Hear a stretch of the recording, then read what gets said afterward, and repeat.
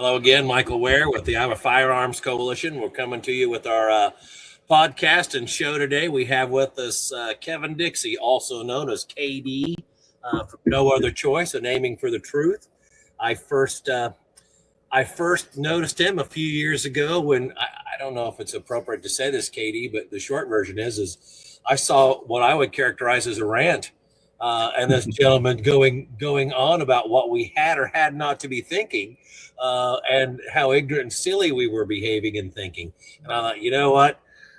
Maybe I better listen to this a second time. And I'm like, he gets it. And oh, by the way, he's convinced me to get it in a different way than I had before. So first of all, thank you for that. Second of all, I appreciate you coming on today. Why don't you tell us a little bit about yourself and we'll delve right in.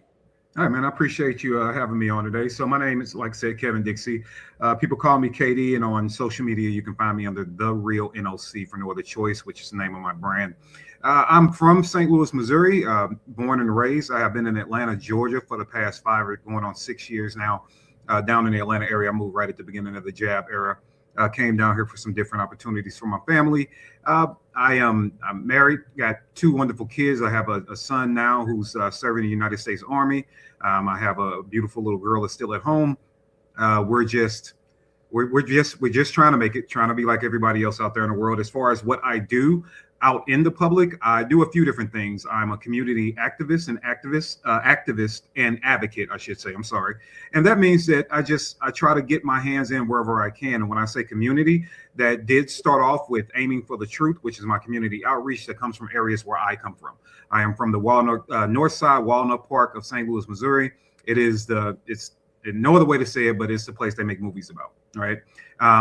And I have a certain understanding, especially of people that come from very similar environments all around the world, really. And so I like to have different conversations to kind of break them out of the prison mentally that they're in, right? To try to get them to better places. And I also advocate a lot for mental health. And then there is the firearms component of what I do. I spent 10 years with the St. Louis City PD. I spent in our prisoner processing division. I did EP work in coordination with that and security details for probably about 16 years. And I've been teaching firearms and self-defense for about 25 years now. So everything dealing with the gun when it comes to a defensive contextual aspect of an American citizen, I like to bring that to them. And the reason the company is called No Other Choice is my general philosophy around back when we had the GWAT and we had a lot of boys and girls coming home.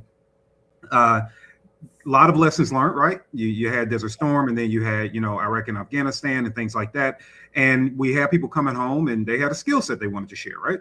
And I believe that skill set, although good-natured and well-intended, and sometimes, great education, it also came with an imbalance. And that imbalance was, hey, these American citizens that you are training with your company called Murder, Death, Kill Tactical, if they do what you did over there, they're going to prison, right?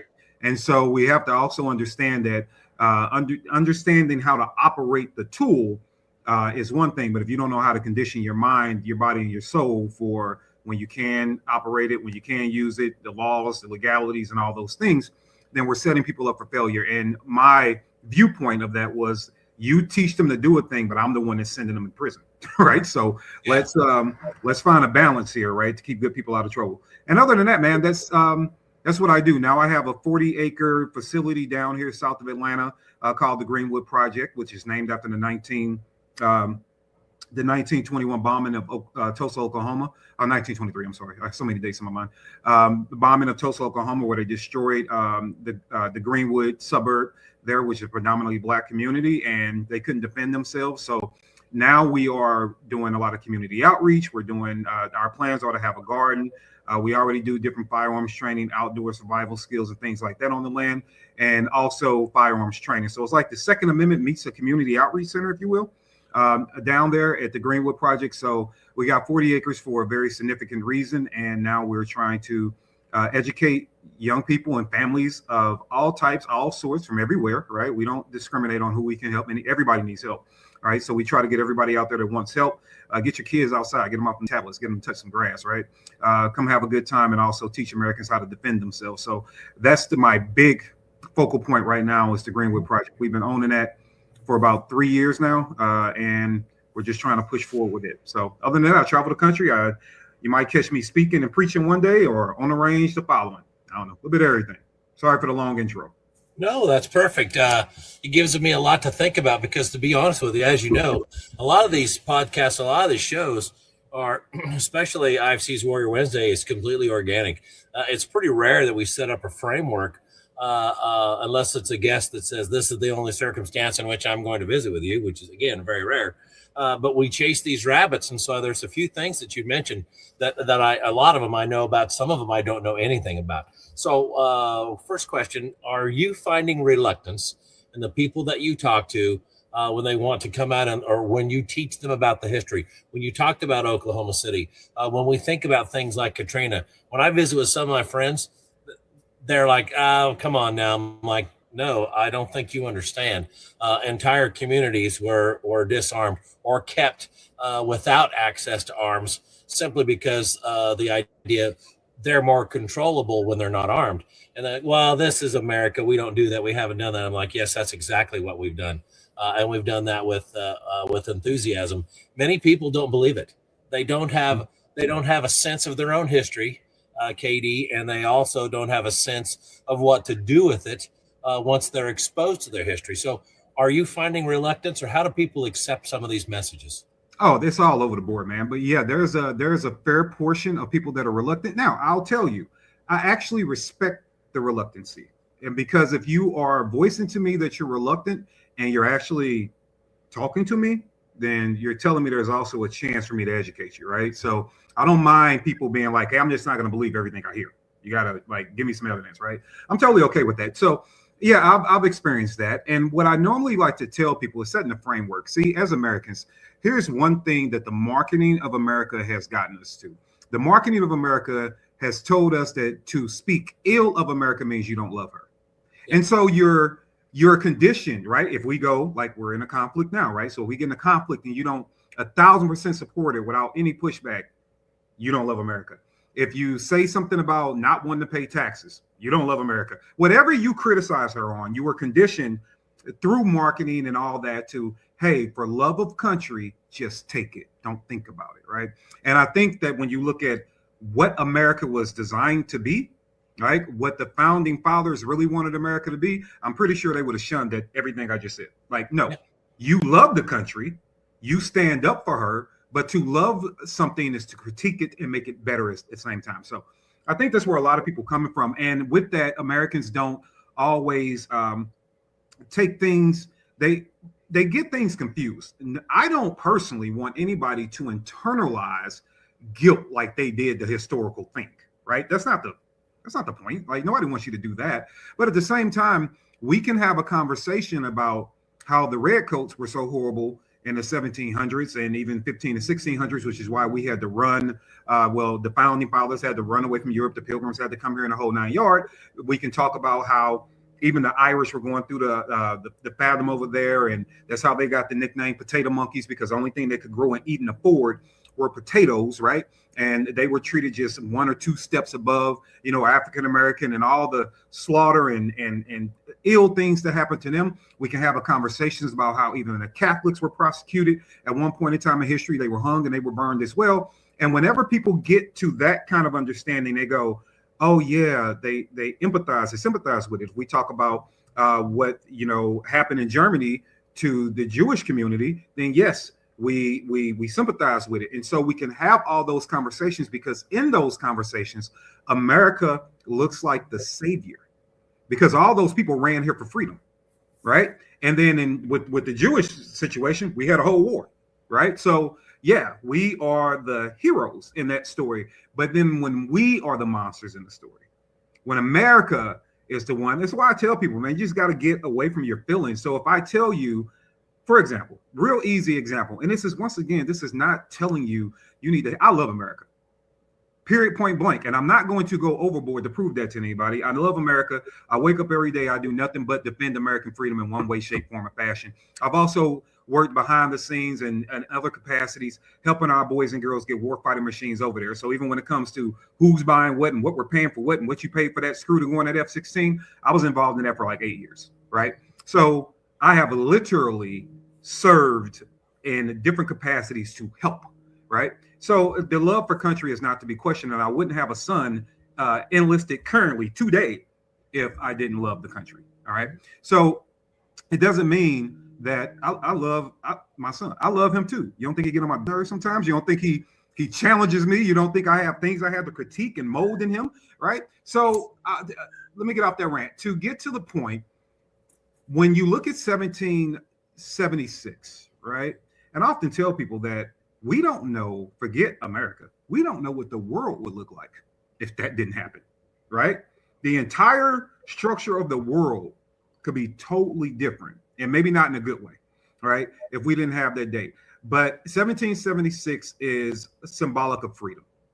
It's symbolic of refusing taxation without representation, overseers, control, taking, depriving, raping our women, right? Like the Brits were doing, and to the colonist women, and taking their kids off to fighting wars, and they were doing a lot of things besides taxing us, right? Yeah. Okay, great.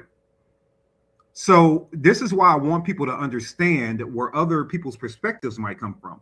In 1776, America finally was able to raise a flag and say, we are free from those tyrants. We are free from that system.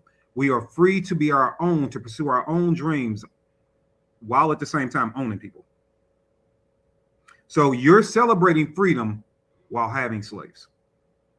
And then you expect the slaves to celebrate freedom in the same way that you do. That is not plausible. It's not even plausible, which is why when we get to dates like 1865 and people want us, and that's Juneteenth.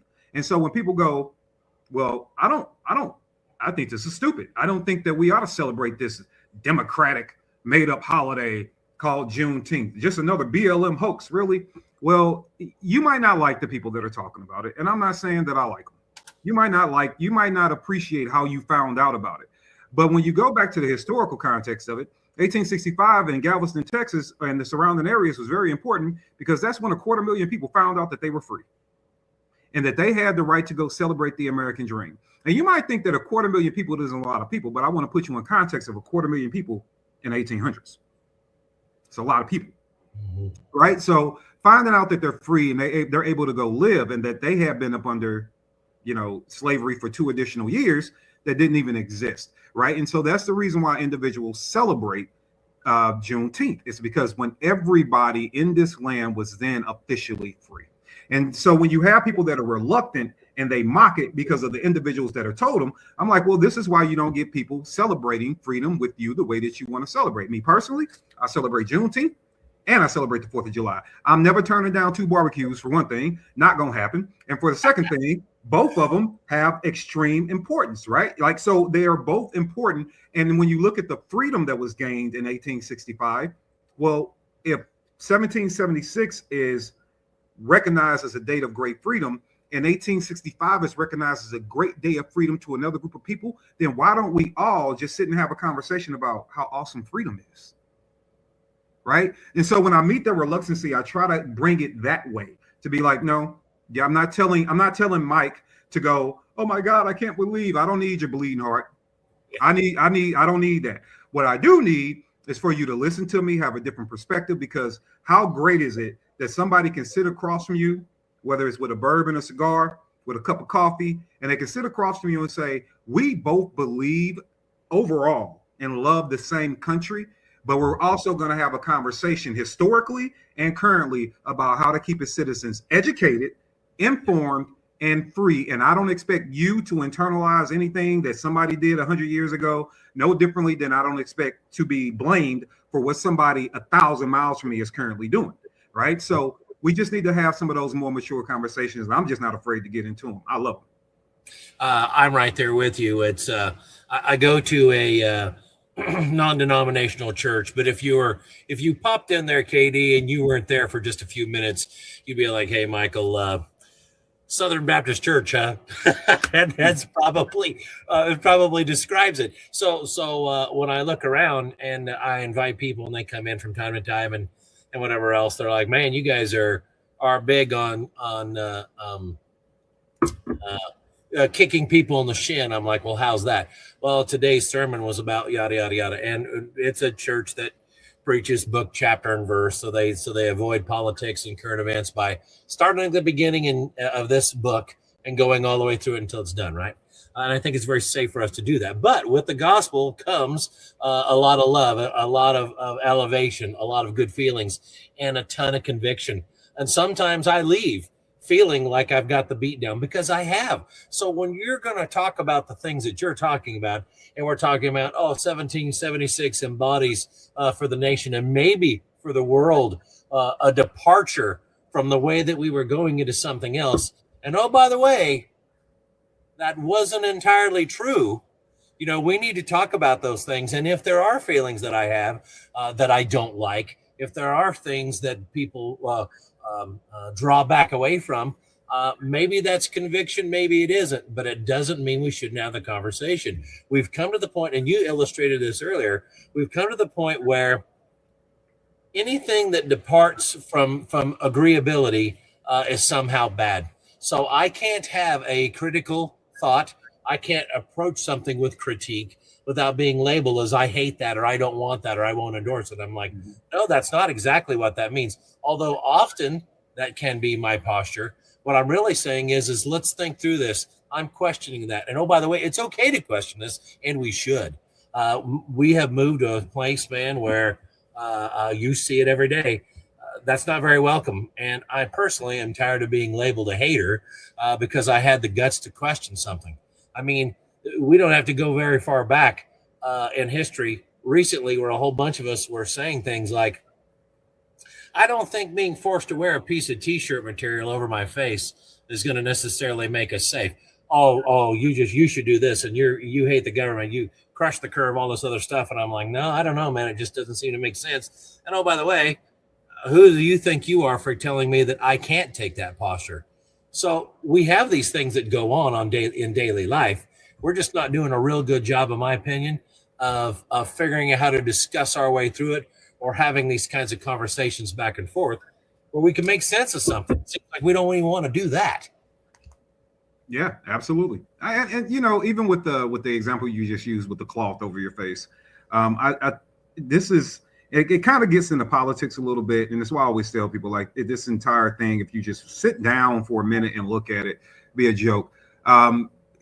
With that, I had hatred when I shared my opinions coming from both sides. I have a t-shirt out that might be dated at this point, but it's don't mandate me to madness. All right. So don't mandate me to madness. And it's got the needle in it, and, you know, some references to 2A supportive things. And I have people from all sides like, you know, no, we should absolutely do that. I'm like, no, we shouldn't. And I'm not saying that when I had to get on a flight, I didn't do it. I'm not going to say like I was the poster child for the rebellion, right? But I'm saying that, no, I didn't get it. That I wasn't doing. So I didn't participate in having that experiment put inside of my body. But what I will say is one side that you might consider more left-leaning was like, oh my God, you're going to kill my grandma, right? Like all these things, all these emotional pulls. And then on the other side, people were like, no, the government's overreaching and you stay strong. And I'm like, but the problem is the conservatives, the head honcho of the executive branch, is the one that's emboldening his buddies that own these pharmaceutical companies. Actually, he is saying you're silly if you don't go get it.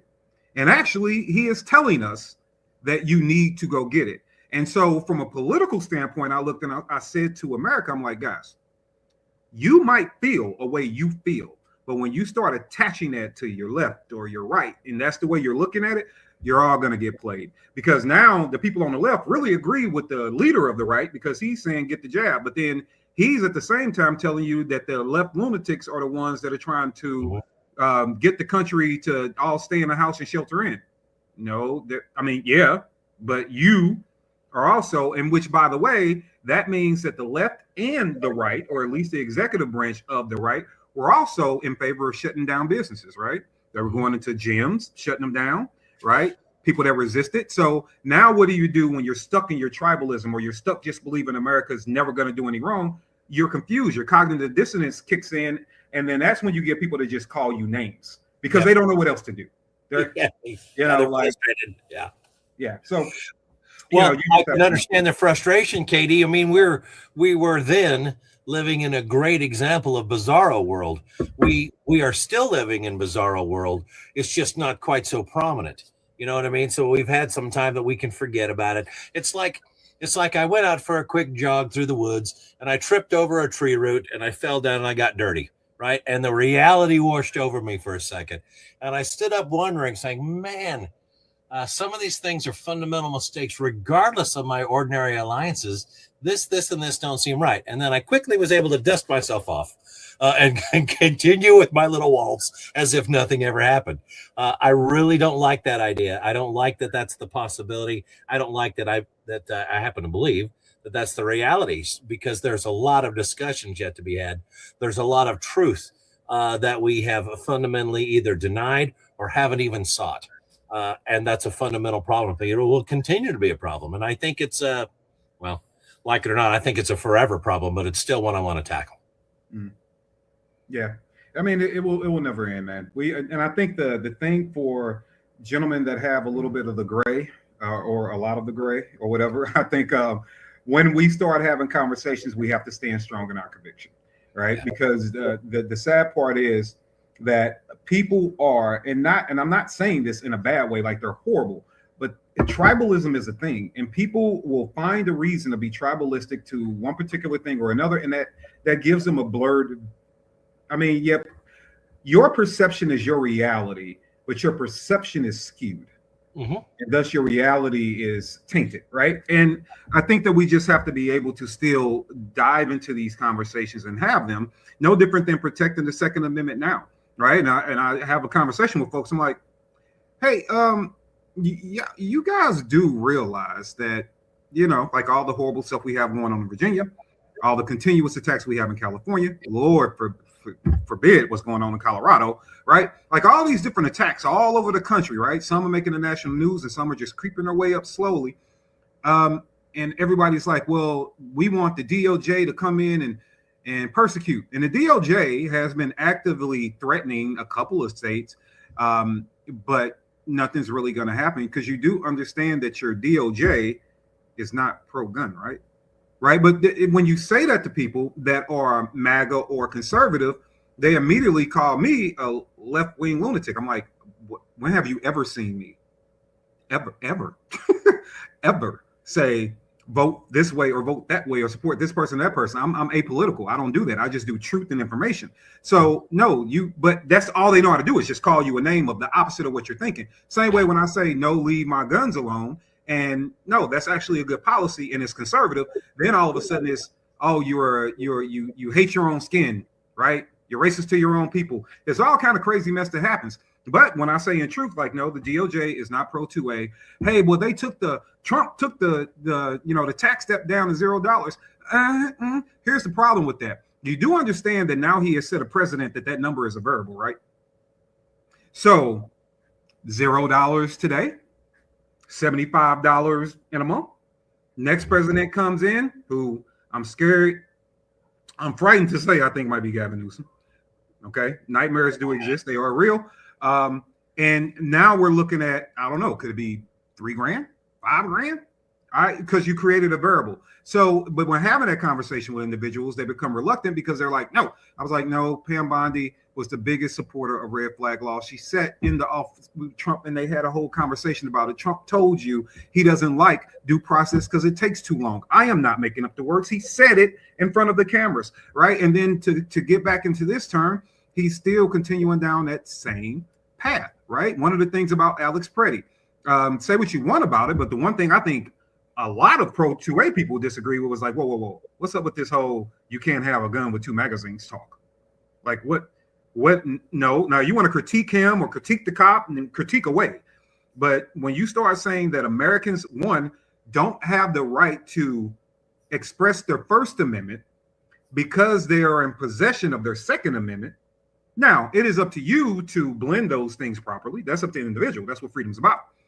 But when you have the executive branch and the lead prosecuting attorney in the country saying, yeah, handgun with 2 magazines, you have to be up to evil intent. That is what a terrorist would arm themselves with. Put politics to the side. Mm-hmm.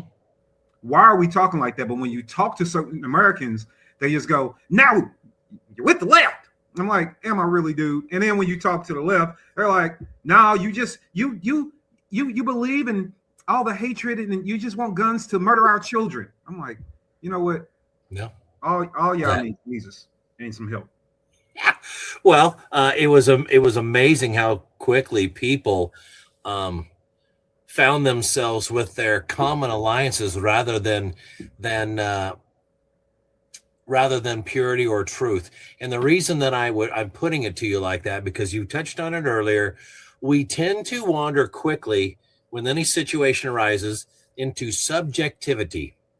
And I think that that's a fundamental mistake every time we turn around, Katie. I would really rather see us apply objectivity to these things, but we don't want to do that. It's much harder, and sometimes we'll end up disappointing ourselves. I had friends that are like, "Oh, you can't be on the side of this protester, blah, blah, blah, blah, blah." And I'm like, well, I'm really not interested in sides at the moment.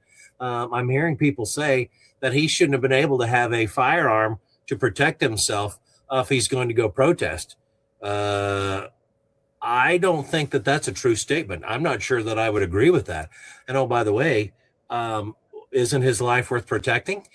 So let's back up here a little bit. Now, I also happen to believe that if you're going to enter into those potentially emotional situations, regardless of this person's intent, because I can't know that for sure, there are heightened responsibilities and heightened accountabilities that are associated with that. We all know that. As somebody that carries all the time, you and I look at things a little differently than people who don't have any of that experience. I make the statement to people all the time. I'm like, well, I've become one of the most passive people you'll ever meet. Well, why is that? Because every conflict I would get into potentially is an armed conflict because I'm armed all the time.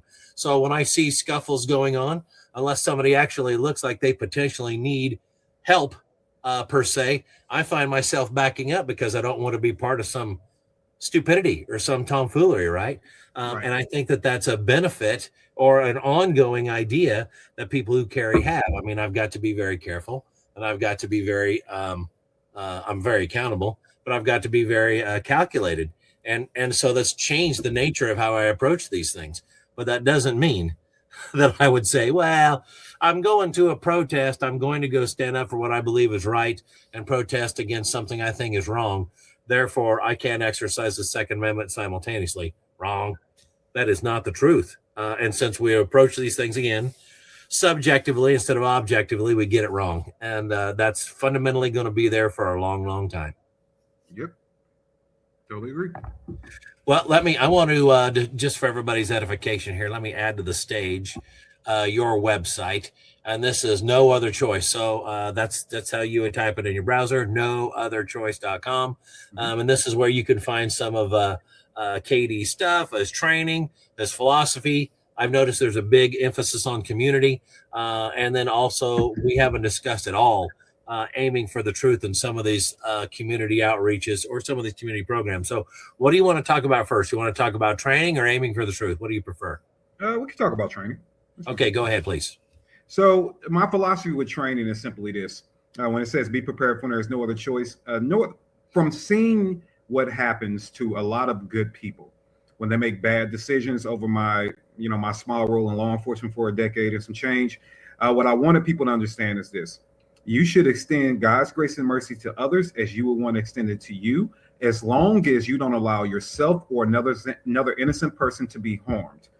If somebody pushes you to the point of no other choice, you would do your job with extreme prejudice and go home, right?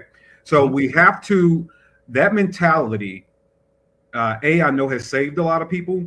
And then B, if a lot of people would have been introduced to that mentality, then they probably wouldn't have had to spend 10, 15, 20 years of their life in prison, because it's really easy for your friends to tell you, I would have did this. Well, you're okay. Because I've seen what happens when a husband or a wife doesn't know who's going to be making love to their partner in the next 6 months because they won't be home. I've seen what happens when a man has to fight demons because he's wondering who's going to be raising his kids now. I've seen what happens when people are literally in front of you thinking about everything that they are about to lose, their house, their savings, their business, not going to be able to touch, and hug their grandma again and things like that. I've watched what happens when families are trying to beat themselves through bulletproof glass just to get one last touch of your skin or smell of your cologne or your perfume, because they don't know when that's going to happen again, because you did something that might have been ill-advised, right? Or you did something that you thought was common sense, but self-defense is not common sense, right? So I wanted to bring a philosophy that gives you all the skill sets. We are not going to be pawns for the weak, because I also worked with real demons. I also had the, I guess, educational pleasure of not only from the environment I come from. That's one thing. That was a different type of evil that I would encounter there when crime was bad. But we also had a lot of good. I'm talking about really being an adult and seeing like serial rapists and murderers, right? Like the people that are really and people that have no remorse. Like they don't have any remorse, the fact that they broke in the home and they left mom dead on the kitchen floor after they violated her body and the kids found her. They don't care. Right? So I do know that there are real live walking demons because I had to deal with them. That was my job. So I wanted Americans to have a balance, right? So you need the skill set to be able to do what you need to do and do it well and extremely well. But you also need to understand the balance, not only of how you stay out of prison, but at the same time, well, what is, besides somebody telling me just to keep your head up, what is situational awareness? What is, and some of my training is not necessarily just the gun running stuff, but we talk about bias training. Yep. We go into a lot of different things to help the human mind condition themselves to be like, oh, this is really outdoors. This is really what I'm going to encounter. So I like to give a complete conditioning of the human body and mind and how we're going to respond to things and equip that with, yeah, this is the tool. Here are the skill sets for you to really understand this tool. And you're going to be able to perform at a really, really high level, right? Or high in your opinion, based off when you come to me. So we can make you a complete weapon, if you will, a complete weapon, one with thought, one with patience, one with poise. But boy, if you push me to where it's either go on the ground or go home, I'm going home. And I'm going to know how to do that. And I'm going to be covered as best I can by the laws operating like that. So that's kind of my general training philosophy. And then our classes are very geared and unique to what I like to see. So I don't know what the word advanced means. I mean, I do, but I don't. So I look at, I'm not a firearms instructor. I'm not a trainer. I'm a coach, right? And I'm coaching people that are going to have to perform. Hopefully not, but I've definitely coached plenty that have to perform at some of the most dangerous times in their life, right? So how do we coach them up? So our classes are called Evolve because we're looking at the evolution of the performer, the evolution of the athlete, right? So we're looking at your mental evolution, your physical evolution, your understanding of the gadget, which we call mechanical intelligence around your firearm, ammo selection, stuff like that. So we are looking to evolve people. So our Evolve 1 level courses are for anybody that has safe gun handling skills. That's pretty much our requirement. Safe gun handling skills. You can get into one of those classes, and then we can climb you through your evolution all the way up to our Evolve 3 level courses. And then back down, we have our beginning classes. These are people that are trying to learn things like point that direction, the 4 cardinal safety rules, basic gun handling. So for that, to make sure we can serve all communities, because I do have tons of retired military, law enforcement, performance shooters, tactical shooters. I have a lot of different people, a lot of instructors or people that are looking to be instructors that I service, right? And so in order to expand to that beginning market and make sure that the people that are brand new still understand that we love them and support them and want to help them, I brought on 2 additional instructors under my cadre. We actually have 5 across the country. So those additional instructors are one's former law enforcement, that's Brandon Davis, and then Danielle Dupree, who owns and operates Defensive Unicorns, is also a female instructor that we brought in to help out with a lot of beginning females and things like that. So we are always somewhere able to help people to get them the training that they need and the assets that they need. And we have fun. I travel around the country. I'm starting to take my crew around the country with me, so they can understand how different people in different states think, different cultures, different laws, depending on where you're at and stuff like that. So I am a student first kind of coach, right? When I show up, I'm there for you. It's not the war stories with me. Have I been there, done some risky things, some things that, you know, people would want to sit around and, you know, drink bourbon and talk about? Sure. But none of that matters to me. What matters to me is that Michael can avoid any conflict, but if he's forced into it, that Michael survives that that conflict, and you don't go in the ground and you don't go to prison. To date, I've had 13 individuals that I know of that have reported back to me that they've had to use the skill sets that they've gained from my courses. And my celebration is not that number. My celebration is the fact that they were able to call me, and they can still call me because they didn't go to prison and they didn't lose the fight. Right. So that's what I want. And that's what I want. And that's not to be confused with the fact that, because we will cover in the appropriate class, you know, the mental capacity, things like that, some of the science around human reactionary times, you know, what adrenaline truly does to the body, medical training and stuff like that. That's not to be confused with the fact that we're not going to get you to running that gun heavy. One thing that I am also is I'm a counselor for the USCCA. And there's a program called DPP, which is the Defensive Pistol Program. And DPP is a performance-based program meant to bring people up with performance involved. So it's like, we're going to get you everything that is basic firearm knowledge, but we're going to teach it around a performance standard. And, you know, it's only 12 of us in the country that qualified to teach that. I'm one of them. Right. So, you know, we get out there and we get shot timers and we get busy and we have fun. You know, I like to laugh. It's kind of hard to tell from my voice and maybe my face sometimes, but I like to have a good time. The range is my happy place. Like when I'm on the firing line and I'm at the range, like I don't get involved in drama and BS and all the silly stuff.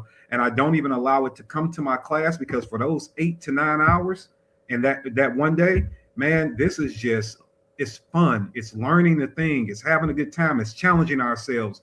It's brotherhood and sisterhood. It's breaking bread on lunch. And it's building an immediate small community that's learning how to be better with the tool that they have. And I like that and I enjoy that. So I bring a lot of passion and I bring all of me to training. I'm not halfway in a class and halfway out. I'm not teaching class and worried about what I have to do after class. I am 100% invested in the people that showed up for me to help them. So that's my training philosophy. All right. Well, I can live with all that. What kind of success are you enjoying person to person now that's different from when you very first started? Oh man, that's a good question. I think when I first started, I started off just teaching people that, you know, needed to know which way to point the muzzle. And my first big clientele base was actually police cadets, because they couldn't get, you know, unfair training on the side from the instructor cadre at the academy. And so word spread that I would be willing to help and things like that. And so I got to see people like pass a test, right, with the skills I gave them, which was really cool. But now when I look at people, it sits me back a little bit more and humbles me, because now at one point in time, people were looking at me just to kind of get past the thing. And now what I realize is that a lot of individuals are 25 years later, they're looking at me as a mentor, and they're looking at me as a counselor, not just their firearms coach. So now I really understand that I have people that are coming to me like, no, I really am depending on you to teach me how to stay alive. That's a different relationship altogether. You're describing the difference between a vendor status and now a trusted partner status. Those are two completely different things. And I'm glad that you have that and you have achieved that with your students. It's a testament to what you're doing, because if they don't come to you as somebody who's in a relationship with you, then all they really want is to buy something. You know, whether it's a pass to get in the movie, popcorn, or this certificate of completion, they just want to buy something. But now you're saying that they are partnering with you, that they're placing trust in you. Katie, that's absolutely fantastic. And I'm glad for you that you have that. That must be very rewarding, because not everybody gets that. Oh man, it's awesome to you know, I got to tell you, one of the things that I really enjoy is there are a couple of small kids that are the children of the clientels, some of the students that are now friends, and I met them and met their families. And it's really nice when somebody's like, hey man, just anytime this week, do you have 5 seconds to pop on FaceTime, because the kids want to talk to you, right? And so you go beyond the range. Like now you're in their homes, right? Yeah. You're really a part of the family. And I think that is that is really humbling. And I've built relationships not only with the students, but like with their families and their extended families. And I mean, sometimes now with some of my good friends, I mean, when I travel to their city, I don't go to a hotel. You know, I'm staying in the house. You know, and it all started off with a student instructor, if you will, relationship, and now it's like, you know, when I come over, the kids are jumping up, meet me at the door, and stuff like that. So it's good. That's why I like to tell people, man, the firearm space to me, I can literally say this, both physically and emotionally. The Second Amendment and the people around it and in it saved my life. Although I'm giving them skills to stay alive, they don't realize that they saved my life and updated the quality of it. Okay. Give me 2 sentences to describe that then. They saved your life how? It gave me purpose, right? So under the gun itself gave me purpose. I was in my first 2 interactions that are highlighted with firearms at 13 years old and 15 years old were attempted suicides, right? Which is why I'm so big on mental health. And that comes from all the trauma I experienced growing up as a child. And this is in the 80s. 80s and early 90s, we didn't have anywhere near the capacity that we do now for young people and men, especially, to have a conversation about mental health. And so I didn't know what was going on. I wanted to end it, right? And I realized then, when I couldn't operate the safety features of the guns, that I was here for a reason, right? It's the reason why God wanted me to be here. And, you know, you fast forward and I'm getting these people out to the range because I decided that I'm going to use the gun to keep me alive. It's a tool I wanted to end my life. So now I'm going to use it as a tool to enrich it and protect it, right? But as I start filling it in with civil rights and advocacy and wanting other people to do better and wanting them to be better, I realized when I got to the range with people that were strictly Second Amendment, that because they trusted me, it gave me more purpose. Like, look, this is another group of people that are depending on you. This is another group of people that want to hear what you have to say about protecting their families and their lives. So this is a reminder, although you're well past those incidents as a child, this is another reminder that people depend on you.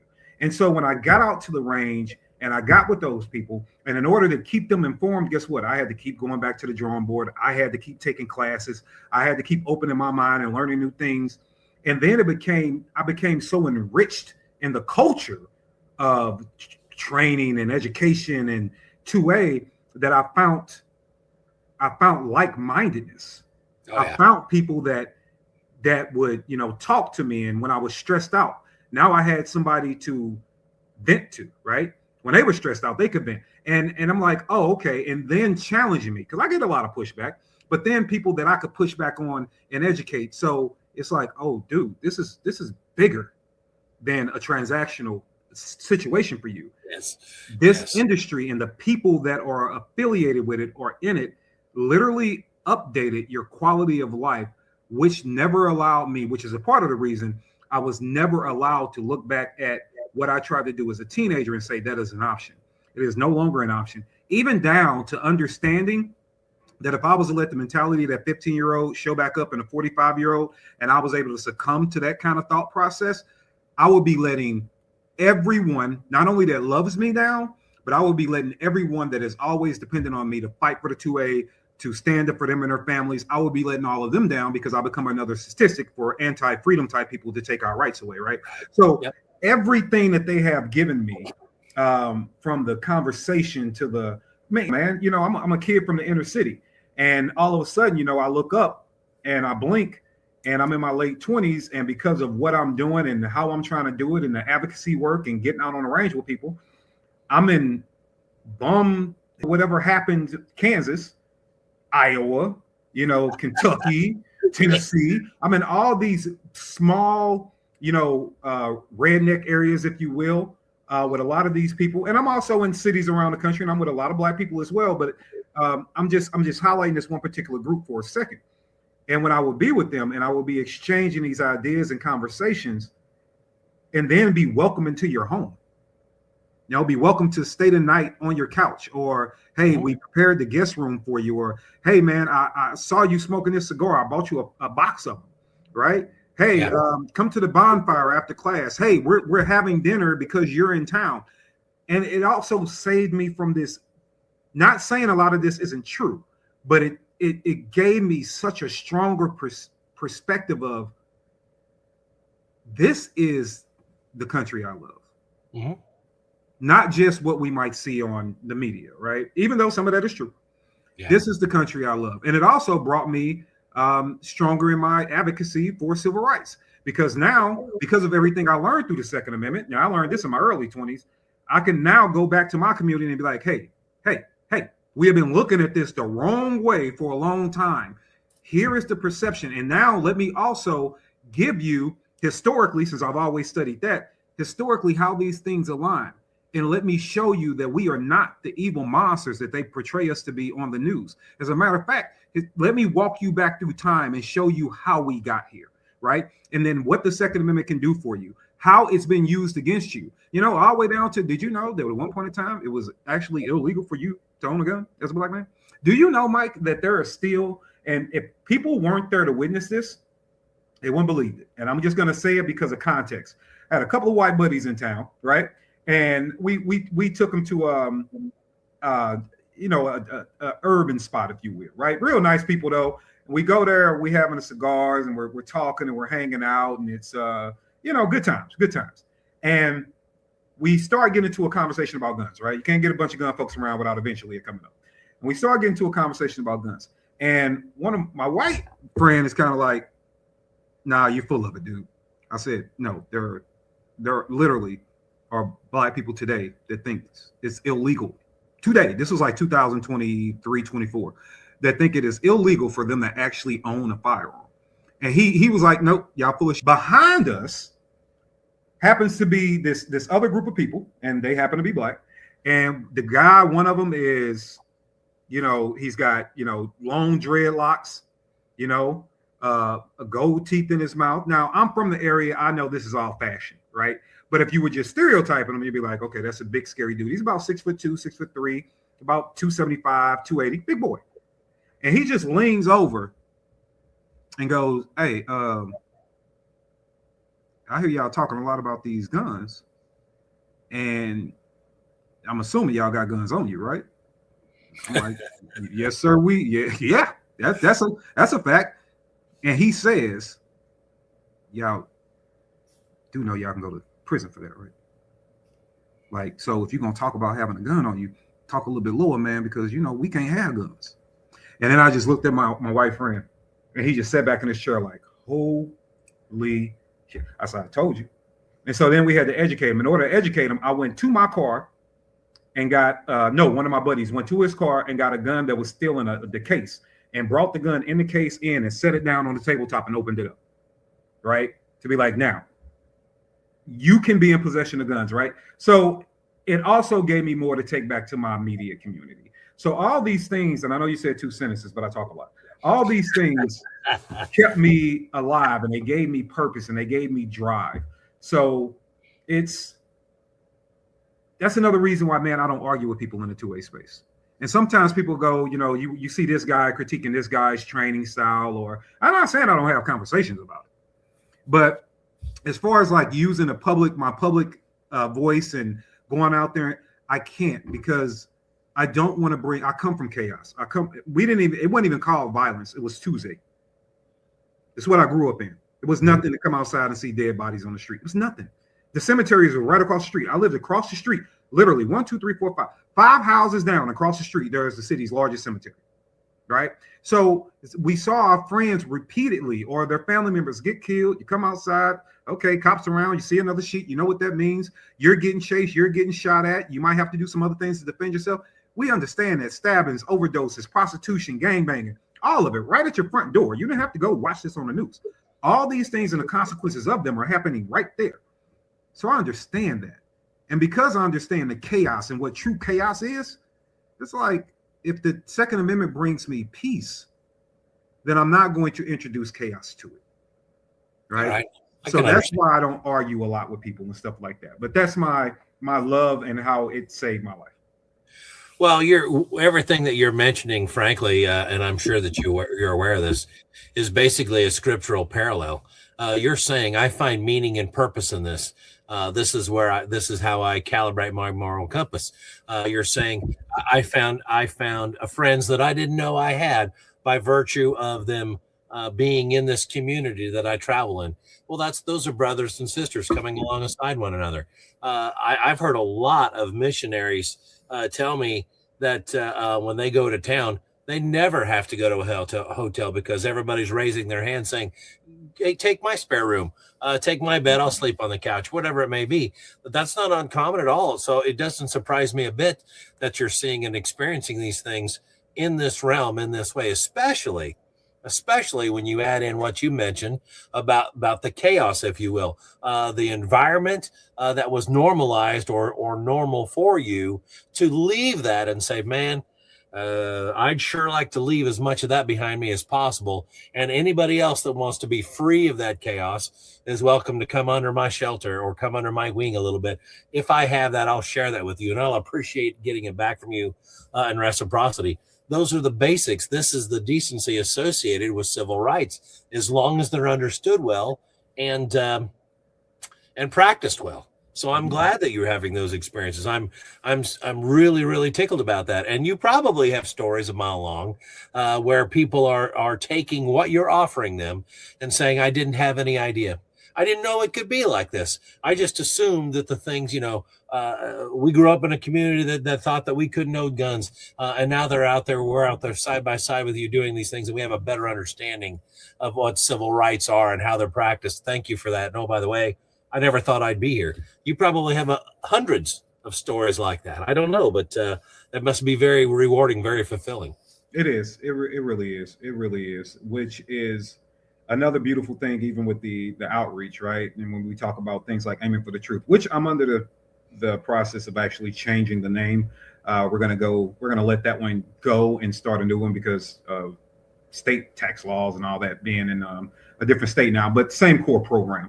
But aiming for the truth is just that. It's when we were taking individuals that come from my area and come from my areas like mine, and I wanted to really tackle what was causing the violence, like really tackle it. Why are people resorting to these things, right? Because some of the stats are definitely skewed. That dumb, outdated, debunked 13% of the population responsible for 50% of the crime is stupid, and it's not true. And it's also out of the 13%, and I'm not saying that crime isn't a problem. Let me be very clear about that. But out of the 13% is 1 to 2% of the people that are actually the problem. If you had 13% of the population we would all know about it, right? It's kind of like the thing when gun owners say if gun owners were the problem, you would be very well aware that we're a problem, right? And so I wanted to get past all that crap. Let's get down to the root issues. What is causing it? Well, we're doing a lot better now than when I started this program years ago, but fathers are important, man. Like male guidance is important in the fabric of a child. It just is. So when you have a system that rewarded moms for getting rid of the dads out the household and then provides them with financial assistance and gives them more money. The more kids you have, we'll basically come in and be dad financially, but we're not going to be him in moral character. We're not going to be him in guidance and discipline. As a matter of fact, we might even lock you up if you don't keep your child disciplined enough, right? So now you have these children that are out there without guidance and morals being instilled in them, and the moms are doing the best they can. I get it. I was born to a mother that was 14 years old when she pushed me out, which means she was 13 years old when she was pregnant with me. And I know what that's like. I know what it's like coming up with a single mom. I know what it's like being foster care. I know what a lot of these different perspectives are. And we're putting these children out here and people see him and, now he's 15 and he looks like a threat. Well, that's because you haven't paid attention to how he got there, right? What pushed him that way? So I wanted to go in and deal with all those things. I also wanted to make talking about mental health a thing, because we say PTSD for our boys and girls that go overseas, right? I send you overseas at 18 years old and you come back at 22 or 26 and we say that, hey, you have PTSD. We need to get you some mental help. And I'm with all that. That makes perfect sense to me. What I will say is that if I can send an 18-year-old that comes out at 22 or 26 and they have PTSD from 4 or 8 years of an experience, what's happening to somebody that lived it all their life? If we can say that we lost more people in a city like Chicago than we did in an entire war conflict, well, that means they're in a war zone. So if people over there can have PTSD from 4 years, what can you have from 14 years, right? So we needed to really be able to talk about that. And then just getting them help, right? Being good, even as a Second Amendment advocate, being good to the families, right? We bought Black families, white families, Mexican families. We've done different things like, fundraise and buy shoes for the kids to go to school, school supplies, helping them out in any kind of way we can. I have definitely shown up and been not dad, but disciplined. I've definitely showed up in mom calls. I'm not that far from the house. I've been working with this kid for a few years. He automatically knows when my vehicle pulls up, head drops. Like, okay, I screwed up, because that's the effect he would have had if dad was getting off work too, right? Yeah. Right. Like just all those different things to help out. And also at the same time, re-educate around what the gun is. Because in my community, man, 2 people had guns, criminals and cops, period. Right. Because we weren't educated around firearms. Right. And so when you picked up a gun, you had criminal intent. Right. Because you were thinking like, okay, I got a gun. Now I can go get me some money. Or yeah, you look at it from a standpoint of self-defense. I got a gun just to defend myself, but it's normally defending myself from something I've done, and now I don't want to deal with the consequence, right? And then sometimes you have the kids that are great kids that are just trying to go to school, but guess what? The reason why you got to carry a gun to defend yourself is still because you won't be involved, because you were invited to be involved, and you won't be involved. So now you have to deal with the consequence of that, right? So we had a lot of different things that people weren't addressing, and I wanted to address them. So that's what Aiming for the Truth did. We went in and we wanted to address everything, down to what kind of food people were eating, right? Let's make you healthy. But the overall thing was people don't see value in their life, right? Before the ages of social media, we got up, we saw our little square block. That was it, right? Get on the bus, maybe go to school, and you come back. You didn't have as much view of the world as you do now. So even then, I knew that there was no reason that God gave me life to experience this every day. There is something bigger than this. And that saved me. And thus I wanted to go out and I wanted to save other people. So that's what I do. And from the firearms aspect, it changed a lot of lives, because they're like, so you actually do care about families. You're willing to get into these conversations. You're willing to come help. You're willing to donate your time. You're willing to raise money and donate your own money. I mean, I put well over 6 figures of my own money into helping families, right?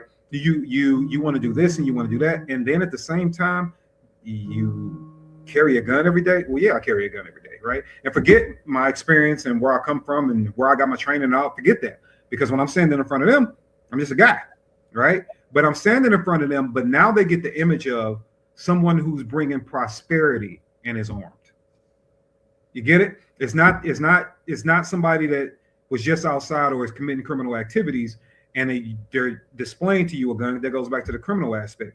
Our community doesn't have the best relationship with the cops, right? So that wasn't always a presence. Now, some relationships were better than others, but it was still a tumultuous relationship. So to be somebody in the middle and be like, no, I'm just here standing to you as a guy named Kevin that's here to help your family, and you got a gun. So the imagery to a lot of young men was that, oh, so you mean to tell me I can own a gun and protect myself, and if I have a wife and kids one day, protect them, and I don't have to use a gun to kill anybody? No, that's not why I want you to carry a gun. I don't want you to carry a gun to think about killing somebody. I want you to carry a gun to think about just staying alive. You know, we understand that they might cross paths. However, changing that mentality, but giving people the equity they believe in. So I've never had to push guns in my community, ever. I've never had to.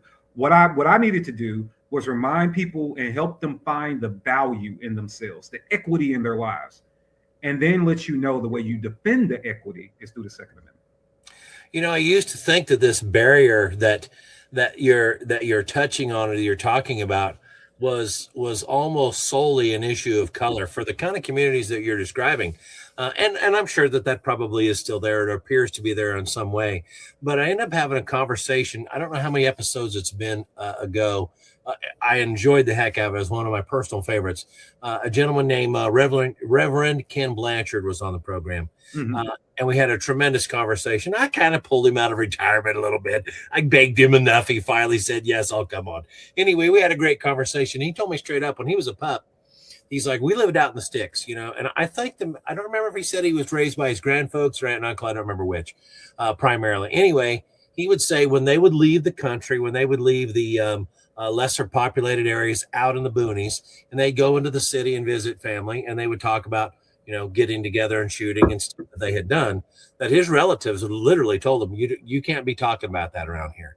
That's not what we do. We're not part of that scene. You're going to cause a lot of problems. Don't even talk about using guns here. It's not what we do here in town. You know, it's a town thing. You're a country thing. We don't mix those. And so it kind of taught me it really wasn't as much about a color barrier as a persona or some of those ideas, because I don't find myself being seen as legitimate, or at least this is my perception. Could be wrong. But I don't see myself being seen as relevant or having bona fides if I go talk in some of these places in the ways that you're talking about. And I think that one of the things that people need to understand is, I'm not saying I hadn't learned this before, KD, but it was a really good reminder just a Sunday or two ago. We had our church's annual meeting, and one of the ladies there has a ministry that she caters to the homeless, whether it be, you know, food or meals, and certainly clothing and toiletries, that kind of stuff. And she basically said, she didn't say it like this, but what I kept hearing her running around in my head was, if you're going to approach these ministries, you're going to approach this stuff, if you're going to come serve, then you need to do so free of judgment. And she did say that. And I thought to myself, you know, the Greek have different words for love. You know, I mean, philia is brotherly love, and eros would be a romantic love. And then like stargay would be like, you know, fatherly love, whatever else. And then you've got agape, which is unconditional, something probably God can do, and nobody else is really able to do that, right? So you need to be able to approach these things with agape, free of judgment, when you go there, so that you can actually serve these people to their benefit, with them as the full honor and beneficiary. And it's really admirable, and I really like the idea of what you were talking about here, which again circles back at the beginning of our conversation on how I was first grow to know what you were about and listen to what you were saying. And I really like the idea that you're going out in a community and saying, listen, yes, the Second Amendment's important. Yes, the civil right is important. And oh, by the way, how did we get where we're at right now? And what fundamentally can we do to dismantle what we've done wrong and foundationally build on something where we can get it right? I like the idea about that. I like what that can do. I think it's the right question that I think the Second Amendment community often, maybe not always universally, but mostly should be asking when we get all this opposition. Oh, we've got to have gun control, otherwise these people will kill each other. Well, these people, what are you talking about? These are human beings, no more, no less. So if there's a problem, then let's identify what the problem is. Well, it's a bit of a mess. Great. Then let's tackle it. You know, what are we going to do? Sit around and say that we did something? This is how laws come into place, by the way. I know that you know, but this is how stupid laws get on the books. Something bad happens. There's a public plea for a change. There's an opportunistic, maybe even well-meaning politician that stands up and says, we're going to fight this problem. We're going to pass this law and no more dead children, whatever it is that they're saying, you know. Then they pass this law so they can check a box, Kevin. They're saying, well, we've done something. And then they go out to the community and say, hey, KD, did you see this thing that I did? And you and I are supposed to sit back and swoon. Well, golly gee willikers, we sure are glad you did that. Nothing bad will happen now. Well, that's dumb. That's absolutely stupid. That doesn't do anything. In fact, it probably only hamstrings the good guys among us anyway, because they're the good guys are saying, yeah, I won't break the law. I don't like it. I'll advocate to change it, but I won't break it. And so they're hogtied. And the bad guys don't pay attention. So I like the idea.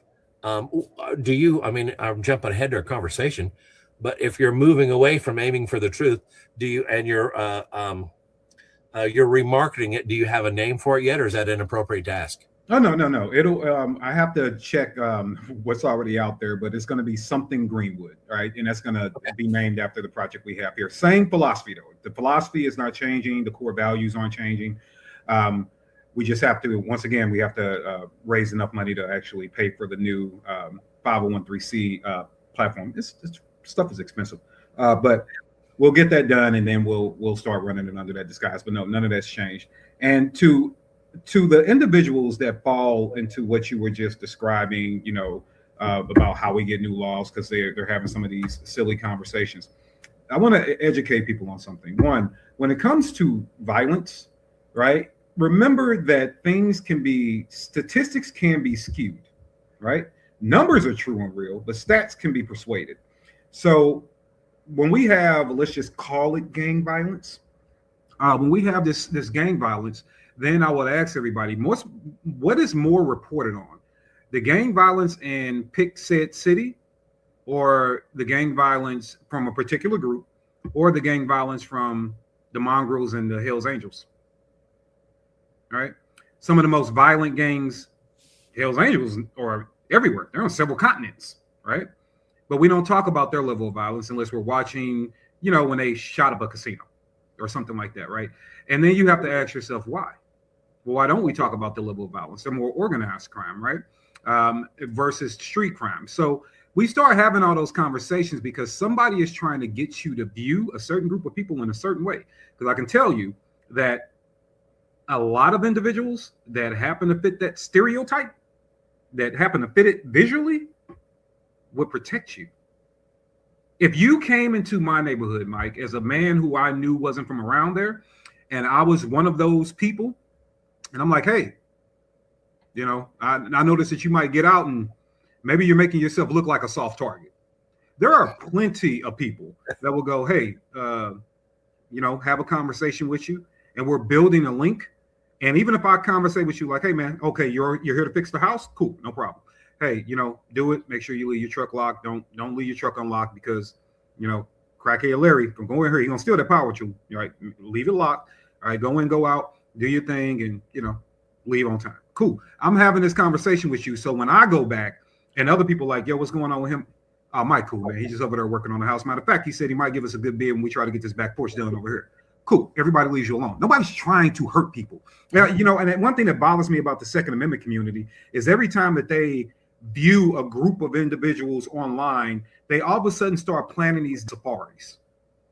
Like, oh, when I go to that area, I'm going to have, you know, my SBR 308 on the front seat and 17 extra magazines and my plate. Ain't nobody paying attention to you, man. Right? Like, so you go, I'm not saying don't go armed. I go everywhere armed. I wouldn't care if it was the inner city or, you know, Beverly Hills, if I'm going armed, right? The other thing too, is I want people to understand how stats can be used against you in a way. So Mike, let me ask you a quick question.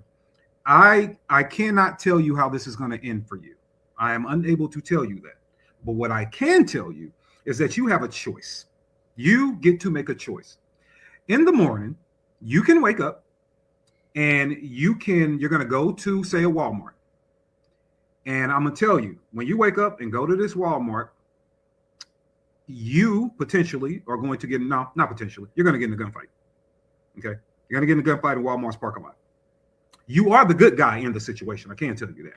You're going to get into a shootout in Walmart's parking lot. However, we can rub this crystal ball and make that shootout go completely away. Now, I can't tell you if you're going to win or lose, but I can tell you you're the good guy.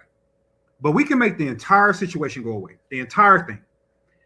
Only thing you have to agree to is that since you did not have that encounter with that person, that individual is going to be free to go rape or molest a child in your neighborhood. So because they didn't encounter you at Walmart, now a child's going to get violated. Which do you pick, the violation of the child or take your chances in a gunfight at Walmart? Well, I guess I have to take the chances at Walmart. I don't like that, but it's almost like it's a Faustian bargain that you're putting in front of me. But okay. I shouldn't answer a question with a question, but my son was he's supposed to be out in the driveway picking up rocks that the guy who plowed the snow knocked out of the driveway out into the lawn, right? Because we live in the country and it's a long driveway, right? So he's supposed to be out there doing that, and he's like, "Well, Dad, there's 20 people coming and going today." And so I said to him, "I'm like, well, my wife could probably kill me for saying this out loud, but I said, well, son, is your soul prepared? Well, yes. I said, well, then it doesn't matter if you get run over or not. Just stay out of the way, And so I sent him out there. And there was more coaching, KD, that went on with that. But I'm like, okay, if the question is, am I going to let somebody get hurt, or am I going to try and stand in harm's way, hoping for a good outcome, but not being guaranteed that? I think that that's the only thing that I could say yes to. So with that, I believe you respond not 100%. I believe you respond high 90 percentile with what most people would say, right? I would answer the same way. And I think a lot of other individuals would. Not everybody, though, but a lot of people would, because a lot of us that carry guns, like, we understand that is, and then the innocence of a child, right? Like, we're tired of that. Like, we're over that, and we want justice. So here's the problem, and I want people to understand this is how stats can be used against you. That whole 13% responsible for this that's been debunked. Even the people that have said that have come out and said, yeah, I kind of skewed that, right? We've been misusing that. Well, it's setting you up to have a very bad conversation with your fellow Americans. It's setting you up to have a very, very bad foundation to build relationships, understanding, community, all these things with, so we can build a better country, because the country a better country is not through politics, it's through we the people, period, point blank, right? So here's what happens with that. When you constantly use those silly numbers, then based off the way that you answered the question, and other 97% of Americans would, then we will agree in that the innocence of a child is worth potentially losing my life over, right? Or becoming seriously hurt. The innocence of a child, that they don't have to go through that lifetime trauma. We want to protect that innocence. Well, then I will ask you, so the innocence of the child is worth the gunfight. So it makes the gun is second to the innocence of a child, the innocence of a child. Well, then the question becomes, well, who commits 62% of the child molestation cases and sexual assault cases in the United States of America? Well, I'm assuming stepdads and people that know them well, right? Yeah, white men. So over 60% is contributed to white men. Same way, 13% responsible for 50. And you know how crazy it would be for me to have a conversation with you and look at you through that lens, right? But when we start having those conversations based off stats, if I approach a group of white American men that way, they are immediately going to discount everything else I say, right? But that's what the stats bear out. So we have to be careful, because all these things, even if not designed to, all these things can be weaponized to keep us from having a very honest conversation with each other. Because what I would say to the person is like, well, if you're telling me, a person that's going to stand on that, no, your animals need to go back to the zoo, you're 13% and 50% of this, and they still want to protect the innocence of a child. I'm like, so what you just told me is that it's not the random violence that you're worried about, because you would have took a gunfight in Walmart's parking lot. The thing that you're most worried about is the innocence of a child, which makes the problem with the black community second to the problem that's going on with white men, which would be number one. But if I use that and weaponize that in such a way, it doesn't make me a good neighbor, doesn't make me a good friend, and it doesn't make me somebody that wants the betterment of a country, because I don't look at white guys and go, hold on, honey, it's a white man across the street, grab my hand. I'm not worried about that. I'm not the same way I don't look at a black guy that just because he's black, I can't live next to him. They commit those crimes. So we all have to get more aware that it is good versus evil.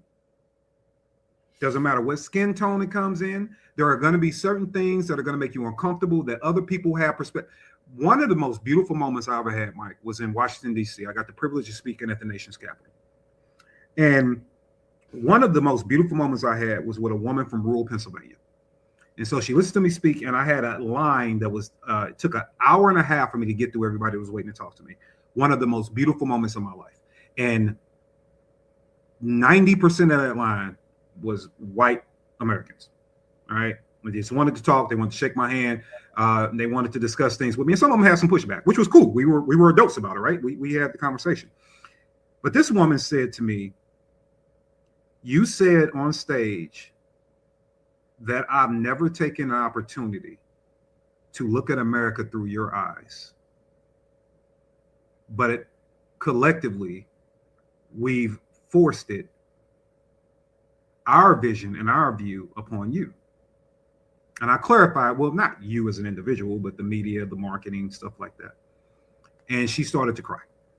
And when I cried, and I looked at her husband, I'm like, yo, can I hug her? And it's a woman crying. I just want to hug her, right? And the husband gave me permission, and I hugged her. And, her point was, I've been taught that you're the enemy. And you let me know today that you're not. And we had some beautiful words, because in the middle is the wall of division. Mm-hmm. On opposite sides are just viewpoints. So sometimes we gotta fight it out. Yeah. But we can all come together better and be a better country if we started to realize that your perception is not guaranteed to be somebody else's. That's like when I tell people about like easy one, California gun laws, right? Like we all know sucks, right? Well, California gun laws were predominantly in the way that we know them now. The genesis of that big moment was because of the Black Panthers. That's not a secret, right? Like because of the Black Panthers. So when Bobby Seals went to the state capitol, which then the governor was Ronald Reagan, and when he went to the state capitol and they went armed to protest and demand certain things that they wanted to see change in their community, what we got out of that was the Mulford Act. What we got was gun control. That was also backed by the NRA at the time. And now what do you have in California? You have some of the craziest gun control in the country, and has been. California is really what these other states are now trying to defeat, because they've been the bar for so long. Now these other states are trying to do things way worse than California. But we got that because they were able to convince white Americans that give up your right to firearms and give up your right to the Second Amendment, because we have to stop these black people who are just showing up to their state capital that they pay taxes to. They didn't point the guns at anybody. They just showed up, protest, voiced their opinion, and went home. They held their elected leaders accountable. They went home. No shots fired, no violence, no destruction of property, no anything. And out of that, we get gun control. Hey, Mike, let me ask you, how many state capitals by white men have we seen them go with long guns, speak their voices, and leave without damaging property? Just go home. Well, it's got to be quite a few. Iowa is one of the states that opened up carry on the Capitol and the Capitol complex a number of years ago. So it's very common as well. I think there's a restriction that basically says it needs to be concealed, but the short version is people come and go all the time. It's just, It's very normal. It's not a big deal. But when America wouldn't see that at the time, and they were allowed, all this, oh my God, these Black Panthers, right? These black terrorists. You have to watch key words that some of these words we see in this, these are not new words. These are not new words at all, right? Oh, okay. So yes, anything to get the guns from them. And what they didn't understand was the gun ownership has always in this country, historically, gun control was designed for black people. Historically, going back to the slave codes, here's something that a lot of your audience might not know. We actually had gun control before we had a constitution. We had gun control before we were established as a country. We were still colonies and territories and had gun control. Back in the 1600s, it was understood through slave codes that black people couldn't own guns. Why would you? And I mean, strategically, I get it. If I've been tormenting you and your family for 100 plus years, I'm not about to give you a weapon, right? Like, it's strategically, you understood why. But that's what they did. There was a slave code that stated that if a black slave was caught with anything that could be used as a weapon, and in the law they used canes, walking canes, i.e. like a walking cane, and they were not under the control of a master or another white, then any white man could kill them on sight, no questions asked, right? So that's how deep control of people's protection went. So when I saw that, or studied, I wasn't born yet when it happened, but when I studied that in California, and it's like, well, yeah, it always starts for whatever group that they want you to hate at the time, but it's not going to stay there. right? So started with the Black Panthers, and the Milford Act has done what to California? Right. So these are the things that this is why we have to be able to have the conversations. Otherwise, no matter what the issue is, Kevin and Mike are throwing rocks at each other over this wall, right? But the people that control the wall are just like, yep, just keep doing it. I know.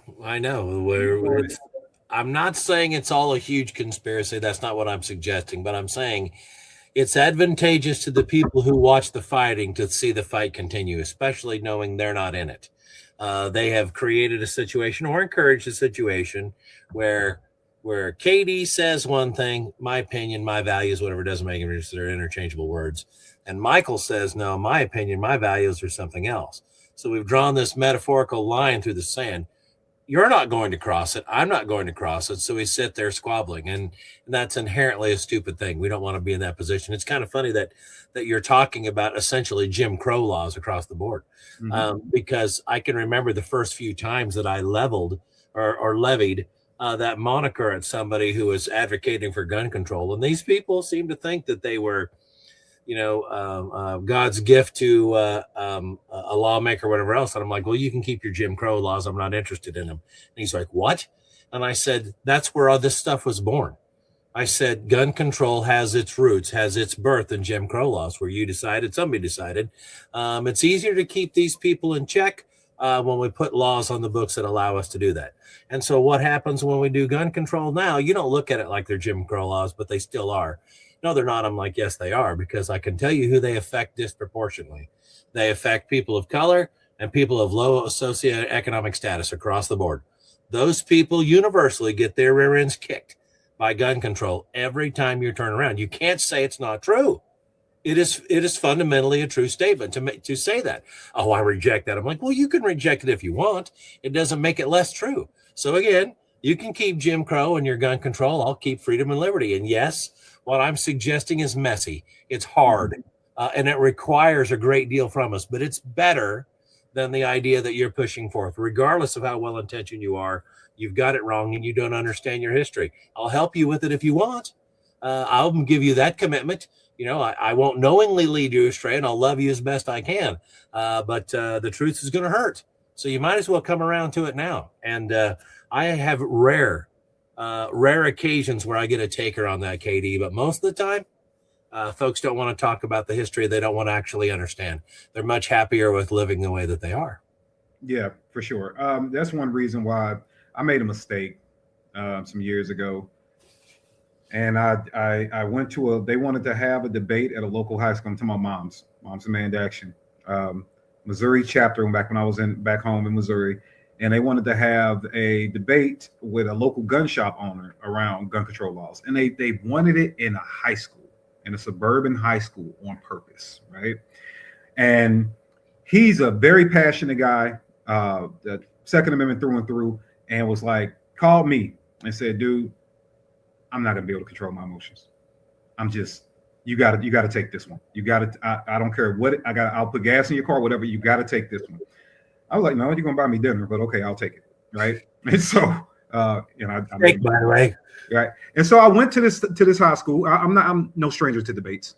I went to this high school and I debated Moms Demand Action for 3 hours, and objectively can say it was embarrassing. Like, they were yelling and screaming. I was talking like I'm talking to you right now. As a matter of fact, started off, I framed it with saying, hey, before we get too deep into this, I'm not going to yell and scream. And then at the end of it, I told the Missouri chapter of Moms, which they won't debate me anywhere in the country anymore. They quickly spread my name around.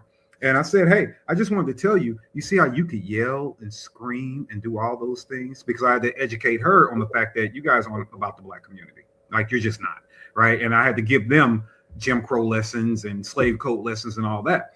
And funny, because 3 of them actually came to me for gun lessons after that, right? But they're arguing and yelling. I said, you see, this is how media marketing and gun control will work. If I, as a 6 foot, and at the time I was a little bit heavier, 280-pound Black man, sat up here and yelled at you, you know how that's going to look to the cameras? Look at this evil, demonic, large gun owner yelling at this woman. These are the people that want you armed in your streets and blah, blah, blah. I said, no, because you're going to make black men look bad, and then you're going to use me to make gun owners look bad. I said, so we're not going to do that. I said, so I'm going to make sure we put out the footage of you yelling, and I remained calm, because I think some of the calmest people in the world are gun owners. So I'm going to represent us in that way. And then I'm going to make sure that people can see that a black man can keep his composure when a Karen is yelling at him. So we're going to go through all that. And then I took a lovely picture with her. Right. So they always want to run. But this is the reason why I said that we need an alliance. See, Michael saying it is just as true as if I said it. Right. But there is something about me saying it. Mm-hmm. That's a little different thing, which is why I said this on accident years ago. But I hope it goes down. And it's one of my all-time quotables. I'm gun control's worst nightmare because I'm the inconvenient black truth. And they don't like it. They don't like it at all. But it's the truth. And they don't like dealing with it. So we have to just keep spreading the truth. We have to keep bringing more people to be aware of the truth. And even some of the understand from a strategic standpoint, hey, man, some of these arguments, although valid, that we've been using for 40, 50, 60 years, that haven't stopped the onslaught of these people, we have to be more creative, and we have to tap into this whole thing about diversity. Here's the thing that annoys me about diversity. It's when people want to claim diversity, but what they want is conformity. So I'm going to get a bunch of diverse looking people in the room, right? But then tell them to all think the same. Yep. So that's something else that the NRA was guilty of at one point. It's one of my big before the new regime. I know in the center there's a whole new regime in control now, but one of the problems I had with the old regime was that you guys aren't about diversity, you're about conformity. And I've proven this to you, and I've showed you this, right? So much in a meeting where I stood there, and one of the people they were championing at the time, it's a black man, and one of the people they were really championing, he went on to be into politics in North Carolina, that their champion stood up and said at a meeting, Michael, that is called, I didn't name it. It is called the diversity meeting. They named it. I didn't. It's called the diversity meeting. I just got invited. I just wanted the free food. Okay. I just want the free food. I didn't know the hell we was going to be talking about. I'm just being honest with you. It was free food. I wanted to go, and maybe we'll have a good time. So I went, right? And I go to the meeting, and he stands up and says, at a diversity meeting, I don't see color. And the room erupted. People on oxygen tanks snatched the tubes out. Everybody fist hammering and yeah, brother, yeah. At a diversity meeting, I'm like, huh. So I thought, because I will. I said that's weird. I don't think anybody's asking anybody not to see color. I think we're asking for people not to change a value set against a person because of their color, good or bad. You shouldn't look at me and be like, oh, I extra love you because of this, or I despise you because of this. You're just you until you prove otherwise to me, right? But that's conformity. You want to conform the mindset. And so for the Second Amendment, I'm like, guys, we need to understand the beauty in our diversity now is because when I am busy yelling at Michael about why the Second Amendment is important to me, what I'm missing is the point that now we are armed with a different perspective. Mm-hmm. So even if Michael is still trying to learn that perspective, he can go, hey, I need you to come with me to this meeting because I need you to say that. And oh, what's this woman's perspective? Yep, I need you to. Oh, this immigrant's perspective? Yep, you come too. Oh, and then this person is also a woman or an immigrant or a minority or a white guy, but they have a different perspective because they grew up in a different part. Oh, you come too. Oh, this person's a cop, but a minority, and they have a perspective. You come too. Like the beauty is that we can, in a positive way, weaponize our diversity. And that's something the Second Amendment has sucked at. What they do is they say, oh, okay, all right, well, we need a woman or a black guy because everybody's tired of the tattooed white dude. All right, put them on the cover of a magazine or, put them on the front of your Instagram page or something. And yay, diversity. Yeah, that's a part of it for representation and all that. But that's not where we protect the Second Amendment. Where we protect it is at these congressional meetings. Where we protect it is on a local level. And those are the things we should be diversifying. And unfortunately, our industry for a long time is kind of like, I'll use you when I need you. And then what turns people off, and I can tell you this, and it's the first time I probably said this publicly, what I can tell you is, you don't think people know when they're being used? Of course they do. Yeah. Now, have I allowed organizations to use me because I knew it was for the betterment of the mission? Yes, absolutely. Because use doesn't have to be a negative, right? Hey, we need you. We got to use you for this. Cool, absolutely. But what happens is, as soon as that talking point is not the talking point we need your appearance for, we don't support. Right? These organizations I'm speaking of, like the NRA, I got no beef with the new regime. I've met them. We've had a couple of conversations, and so far they've been very nice to me. So I'm speaking old regime, right? They would use me and want to fly me around and have me on all their shows, but guess how much they contributed to the community outreach? Not a single dollar. They promised to do something to help. And when I say didn't contribute, it doesn't have to be monetary. They didn't promote it. They didn't ask if they didn't just put it in an email blast out to the members once to say, hey guys, if you're looking for something great to do for somebody who's lending his voice to our mission, here's something he has, send it out in an email once every 6 months. Yeah. This, something, right? But they wouldn't do any of that. And so a lot of organizations take that same stance. And then when we get here and we start getting Virginia gun laws and all these are gone, they're not like, oh, we need everybody to come together. But you have shown people that you will use them only when it's beneficial for you. And so now that you're in a new fight, you want to say, no, this is why you should be my friend again. Other people have went off and got into their own individual fights. And let's face facts, gun rights are extremely important. But man, how many different ways can you be pulled? You got a business to run. You got a family to feed. You're trying to protect gun rights. You also are trying to do other things. You got other things in life you enjoy or that you're trying to protect. There are people that are into gun rights, but they're also into humanitarian efforts, right? So they got a lot of different things going on. And you want to drag them back into your fight when it's convenient for you. So that's why I always say, we the people, not an organization, not a government. We the people have to come together and use our collective power to properly guide or influence politics and organizations to do things that work out in our best benefit. And until we understand that our beauty and our strength is in our diversity and not just appearance, but of culture, and understand something, people that are listening to my voice, you can be a white guy that grew up in my neighborhood and me and you are from the same culture, right? So diversity of culture, community, perspective, upbringing, skin tone, it's the same thing that they use when they want to take our rights away, right? Yeah. So why in the world wouldn't we weaponize that in a positive way to defend them? So I say all that to say, I'm preaching to the choir with you, but for anybody out there that might be hearing the sound of my voice, do me a favor. If you believe in the Second Amendment and you believe in America having a future, do America a favor. I would like for you to find someone, not like you hate, right? Let's be safe, but someone you disagree with, right? But you might agree with on the stance of firearms, right? Somewhat, right? You got some kind of balance there. I would like for you to have a range day with them, just you and them.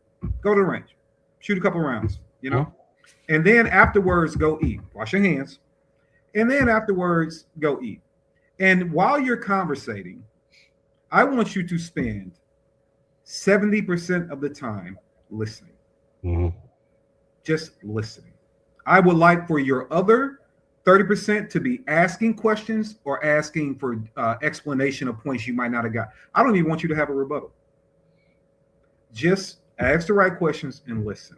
And I promise if you give somebody the pleasure of being an active listener, when you want to talk, they're going to be more receptive. Oh, yes. And that's how you start building allegiance. So you got the camaraderie of the Second Amendment, and then you start building these alliances and allegiance. Doesn't mean you have to hang out every weekend, but you might. There are a whole lot of people in this industry that folks thought, oh, when these two meet, they're going to hate each other. I am, and I don't mean conflict in a violent way. I'm no stranger to conflict. If you ever see me in person, like, I got a question, I'll be like, okay. They're like, what? Why can't we talk, right? So I'm okay with that kind of exchange in a verbal conflict. And there are people that were being called racist and all these names in the Second Amendment space. And I'm like, no, I think he might have a little prejudice and bias in him, right? But we all do to a degree. But no, these are the things I've said. And then I met people that are absolutely racist. We have, unfortunately, man, people that are representing the Second Amendment in large ways now that are actually bad people, right? But we have to come together and do better and build alliances to overcome that and overcome anti-gunners. So I'll shut up. I'm sorry. I haven't talked in a while. No. It's okay.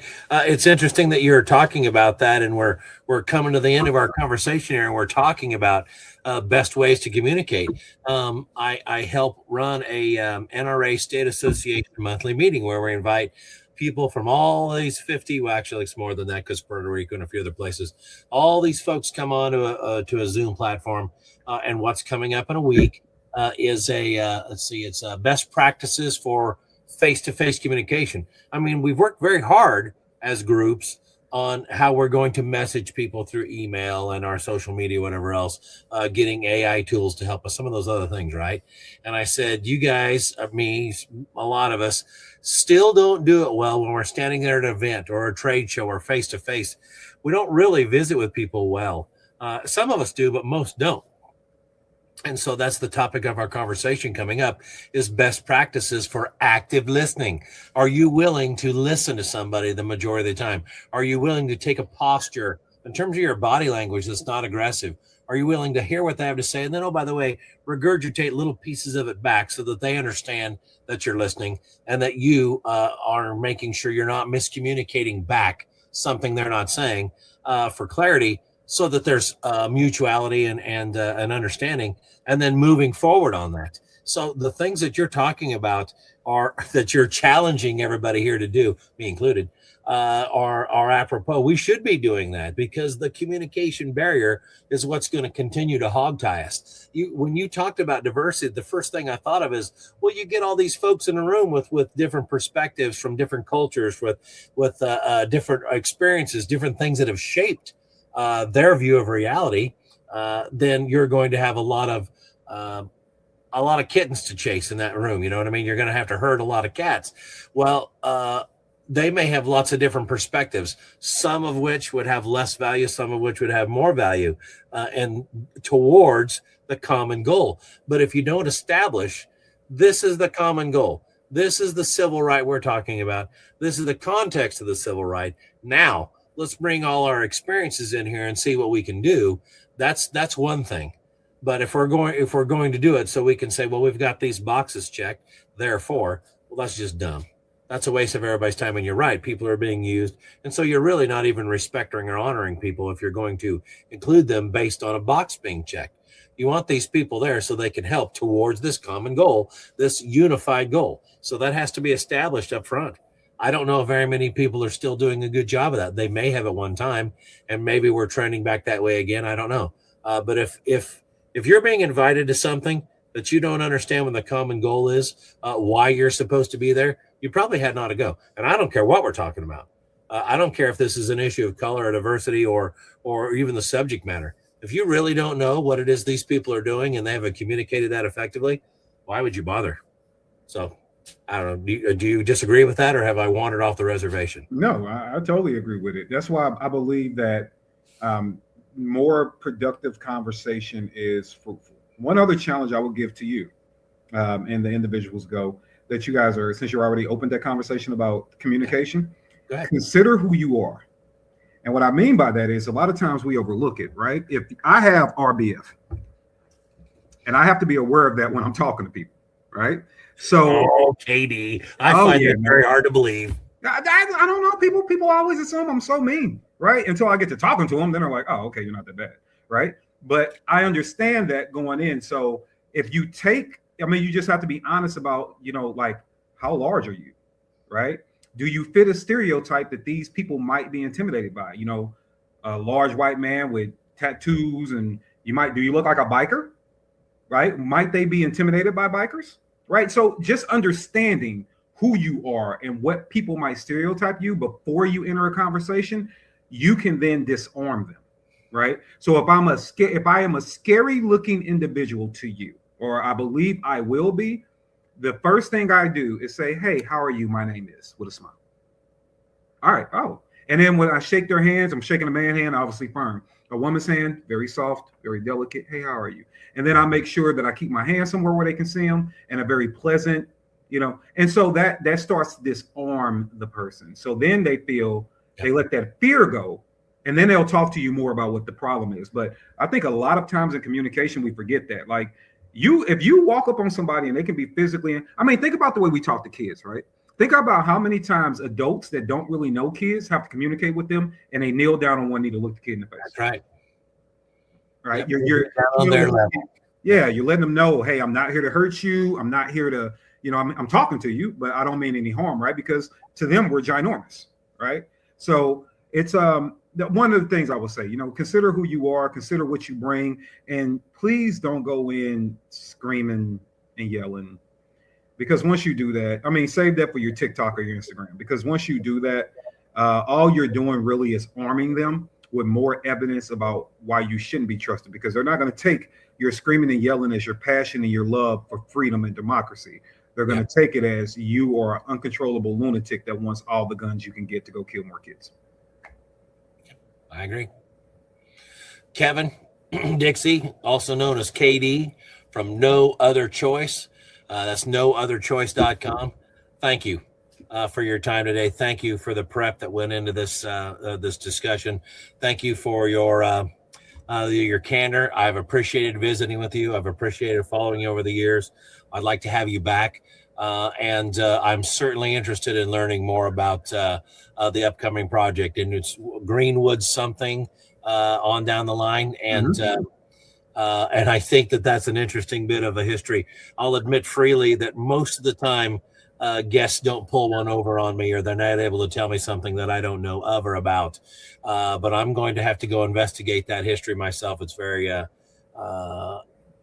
it's something I don't know about, so it's running through my mind what I'm going to go experience. I can't imagine I'll like what I find, but I need to find it. So I appreciate that. Thank you for igniting a little bit of a flame in me there, and appreciate the challenge. Again, KD, is there any parting words before we go? I would like to say, I'll do it in 30 seconds or less. I would like to say I'm going to get yelled at if I don't talk about Train and Learn. So Train and Learn is our 3-day professional development event that is just south of Atlanta. It is Memorial Day weekend, May 22nd through the 24th. That is going to give you up to 13 workshops. They are all for industry, Second Amendment, freedom, outdoor professionals, where we're talking about business ethics, aligning your brand and your business, taxes. We have lawyers coming in to speak. We have all these different business-centric workshops that are for everybody. If you're a writer, blogger, it doesn't matter, YouTuber, influencer. We have those workshops, and we have 5 of those. We have 4 range training sessions that are day 2, so you can get out there, rifle, pistol. This year, we're even throwing in some CQB work, and we're going to do some more medical stuff. And then we have 3 ancillary classes that are very unique and specific to certain groups of people. So we'll have a class this year about best practices with photography and video, about how to get that content out. We're going to have a women's summit at the event as well. And then we're also going to have an instructor summit at the event where we all get together and talk about certain things that are very niche to us. But Train and Learn, you get all that, all access to at least 12 of the different workshops. You get 3 meals provided. All the ammunition required for your training is also included. Wow. And you get a swag bag, and you get access to up to $10,000 worth of giveaways over the course of 3 days. Plus you get a bourbon and cigar pairing class. We toss that in for free, all for $400. Oh, shut up. $400. And like For I said, real? that's including your food, that's including your ammo, that's a swag bag and access to up to $10,000 worth of giveaways, and a cigar and a pour bourbon with a networking event, night vision shoot, all the things, $400. You should, when we get off of this, will you email me that? I want to include that in our blog so people know about that. That's Sure. The price is phenomenal. That's fantastic. But even at a much higher rate, the things that you're talking about are the things that businesses need to know. Yes. They need, and they often aren't doing those things well. So I appreciate that. That's great. So the Train and Learn, Yes. send that over again. KD, thank you. I appreciate it. Thank you for your time, and thank you for your knowledge. Thank you for your caring and your dedication. I appreciate it. No, thank you, sir. I appreciate you.